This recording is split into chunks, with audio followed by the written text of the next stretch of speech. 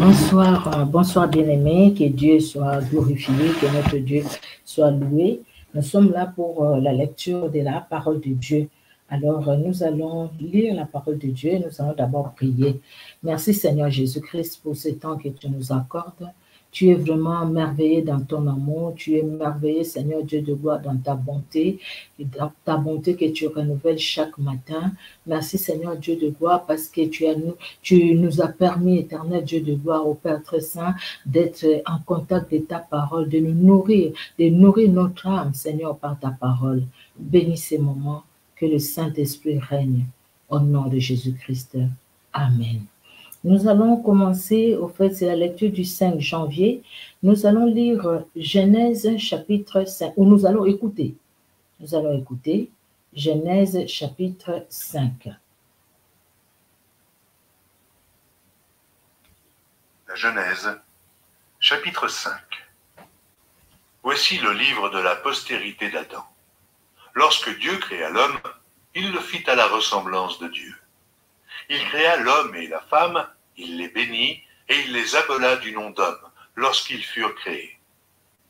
Adam, âgé de 130 ans, engendra un fils à sa ressemblance, selon son image, et il lui donna le nom de Seth. Les jours d'Adam après la naissance de Seth furent de 800 ans, et il engendra des fils et des filles. Tous les jours qu'Adam vécut furent de 930 ans, puis il mourut. Seth, âgé de 105 ans, engendra Énoch. Seth vécut après la naissance d'Énoch 807 ans, et il engendra des fils et des filles. Tous les jours de Seth furent de 912 ans, puis il mourut.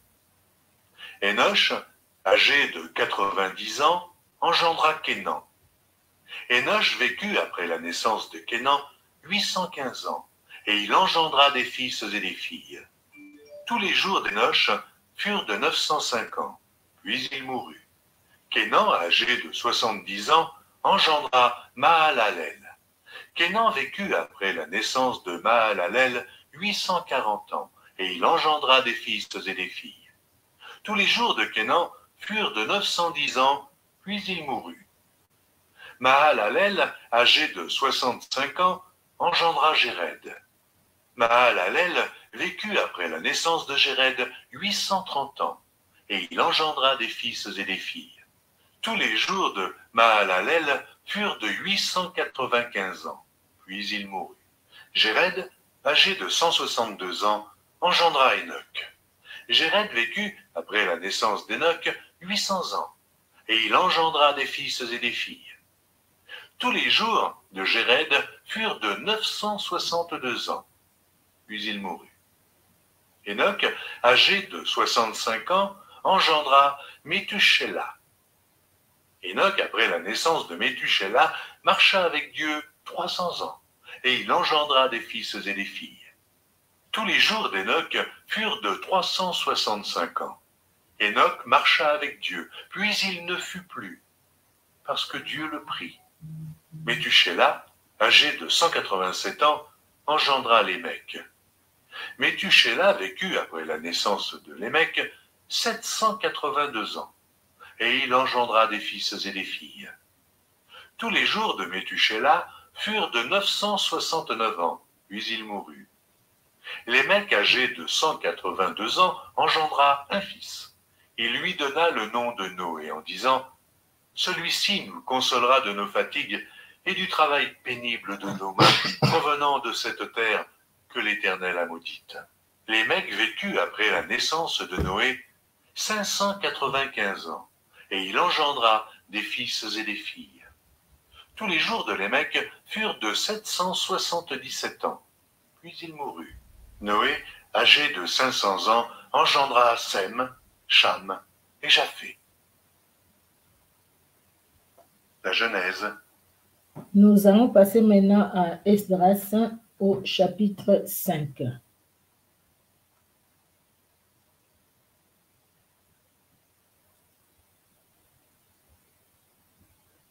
Esdras, chapitre 5. Agé, le prophète, et Zacharie, fils d'Ido, le prophète, prophétisèrent aux Juifs qui étaient en Juda et à Jérusalem au nom du Dieu d'Israël. Alors Zorobabel, fils de Shealtiel, et Josué, fils de Jotsadak, se levèrent et commencèrent à bâtir la maison de Dieu à Jérusalem. Et avec eux étaient les prophètes de Dieu qui les assistaient. Dans ce même temps, Tatnaï, gouverneur de ce côté du fleuve, Shethar-Boznaï et leurs collègues vinrent auprès d'eux et leur parlèrent ainsi. « Qui vous a donné l'autorisation de bâtir cette maison et de relever ses murs ?» Ils leur dirent encore. « Quels sont les noms des hommes qui construisent cet édifice ?» Mais l'œil de Dieu veillait sur les anciens des Juifs. Et on laissa continuer les travaux pendant l'envoi d'un rapport à Darius et jusqu'à la réception d'une lettre sur cet objet. Copie de la lettre envoyée au roi Darius par Tatnaï, gouverneur de ce côté du fleuve, Shethar-Boznaï et leurs collègues d'Arphazak, demeurant de ce côté du fleuve.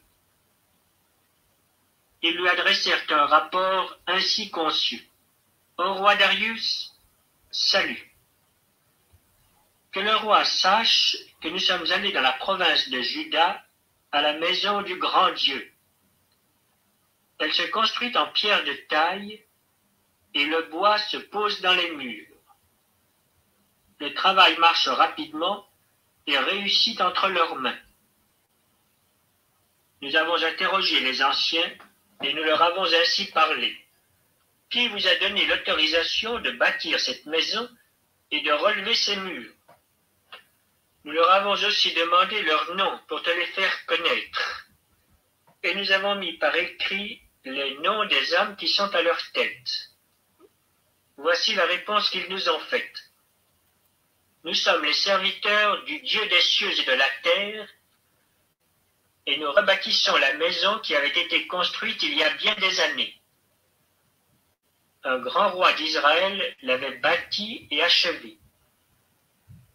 Mais après que nos pères eurent irrité le Dieu des cieux, il les livra entre les mains de Nebuchadnezzar, roi de Babylone, le Chaldéen, qui détruisit cette maison et emmena le peuple captif à Babylone. Toutefois, la première année de Cyrus, roi de Babylone, le roi Cyrus donna l'ordre de rebâtir cette maison de Dieu. Et même le roi Cyrus ôta du temple de Babylone les ustensiles d'or et d'argent de la maison de Dieu que Nebuchadnezzar avait enlevés du temple de Jérusalem et transportés dans le temple de Babylone. Il les fit remettre au nommé Sheshbatsar, qu'il établit gouverneur, et il lui dit, « Prends ces ustensiles, va les déposer dans le temple de Jérusalem, et que la maison de Dieu soit rebâtie sur le lieu où elle était. » Ce Sheshbatsar est donc venu, et il a posé les fondements de la maison de Dieu à Jérusalem. Depuis lors, jusqu'à présent, elle se construit, et elle n'est pas achevée. Maintenant, si le roi le trouve bon, que l'on fasse des recherches dans la maison des trésors du roi à Babylone, pour voir s'il y a eu de la part du roi Cyrus un ordre donné pour la construction de cette maison de Dieu à Jérusalem. Puis, que le roi nous transmette sa volonté sur cet objet. Nous allons lire maintenant Matthieu au chapitre 5. Nous allons écouter. Nous allons écouter Matthieu au chapitre 5. Matthieu, chapitre 5. Voyant la foule, Jésus monta sur la montagne et, après qu'il se fut assis, ses disciples s'approchèrent de lui.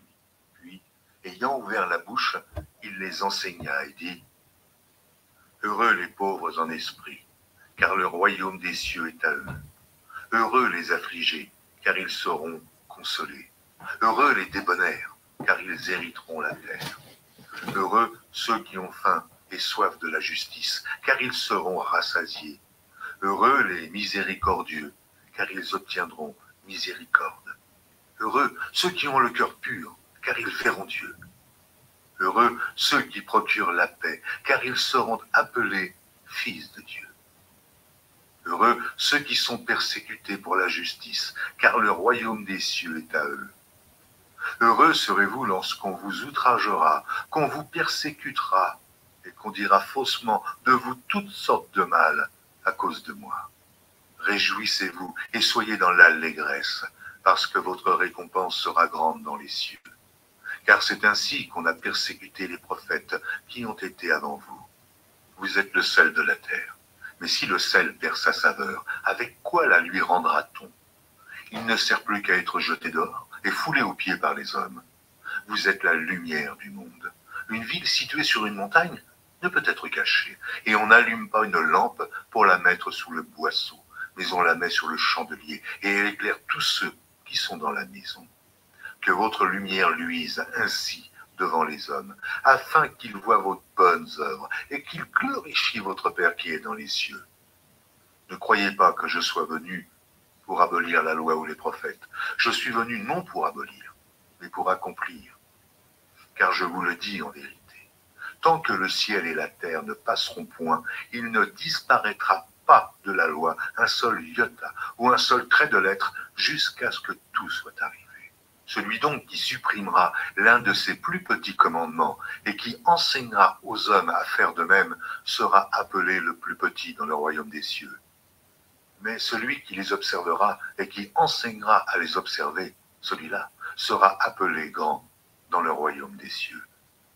Car je vous le dis, si votre justice ne surpasse celle des scribes et des pharisiens, vous n'entrerez point dans le royaume des cieux. Vous avez entendu qu'il a été dit aux anciens, « Tu ne tueras point ». Celui qui tuera mérite d'être puni par les juges. Et moi, je vous dis que quiconque se met en colère contre son frère mérite d'être puni par les juges. Que celui qui dira à son frère « Raka » mérite d'être puni par le Sanhédrin, et que celui qui lui dira « insensé » mérite d'être puni par le feu de la Guéhenne. Si donc tu présentes ton offrande à l'autel, et que là, tu te souviennes que ton frère a quelque chose contre toi, laisse là ton offrande devant l'autel, et va d'abord te réconcilier avec ton frère, puis viens présenter ton offrande. Accorde-toi promptement avec ton adversaire, pendant que tu es en chemin avec lui, de peur qu'il ne te livre au juge, que le juge ne te livre à l'officier de justice, et que tu ne sois mis en prison. Je te le dis en vérité, tu ne sortiras pas de là que tu n'aies payé le dernier cadran. Vous avez appris qu'il a été dit, tu ne commettras point d'adultère. Mais moi, je vous dis que quiconque regarde une femme pour la convoiter a déjà commis un adultère avec elle dans son cœur. Si ton œil droit est pour toi une occasion de chute, arrache-le et jette-le loin de toi.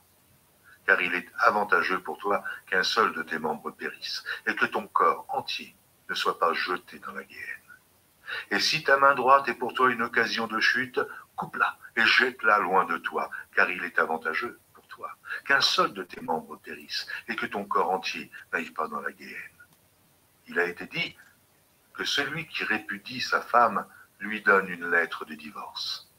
Mais moi je vous dis que celui qui répudie sa femme, sauf pour cause d'infidélité, l'expose à devenir adultère, et que celui qui épouse une femme répudiée commet un adultère. Vous avez encore appris qu'il a été dit aux anciens, « Tu ne te parjureras point, mais tu t'acquitteras envers le Seigneur de ce que tu as déclaré par serment. » Mais moi, je vous dis de ne jurer aucunement, ni par le ciel, parce que c'est le trône de Dieu, ni par la terre, parce que c'est son marchepied, ni par Jérusalem, parce que c'est la ville du grand roi. Ne jure pas non plus par ta tête, car tu ne peux rendre blanc ou noir un seul cheveu. Que votre parole soit oui, oui, non, non. Ce qu'on y ajoute vient du malin. Vous avez appris qu'il a été dit « œil pour œil et dent pour dent ». Mais moi, je vous dis de ne pas résister aux méchants. Si quelqu'un te frappe sur la joue droite, présente-lui aussi l'autre. Si quelqu'un veut plaider contre toi et prendre ta tunique, laisse-lui encore ton manteau. Si quelqu'un te force à faire 1000, fais-en 2 avec lui. Donne à celui qui te demande, et ne te détourne pas de celui qui veut emprunter de toi. Vous avez appris qu'il a été dit, tu aimeras ton prochain et tu haïras ton ennemi.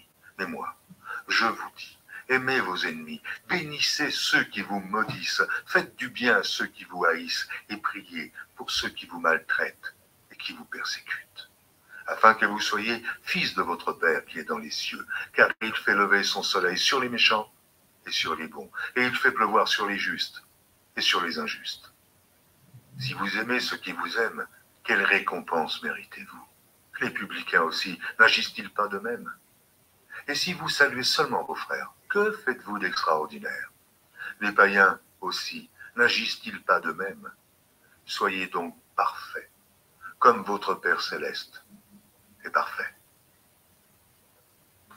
Nous allons lire maintenant les psaumes 5. Nous lisons au nom de Jésus-Christ de Nazareth, psaume 5. Prière d'un homme reçu chez le Seigneur, au chef des chantres avec les flûtes, psaume de David. Prête l'oreille à mes paroles, ô Éternel, écoute mes gémissements. Sois attentif à mes cris, mon roi et mon Dieu. C'est à toi que j'adresse ma prière.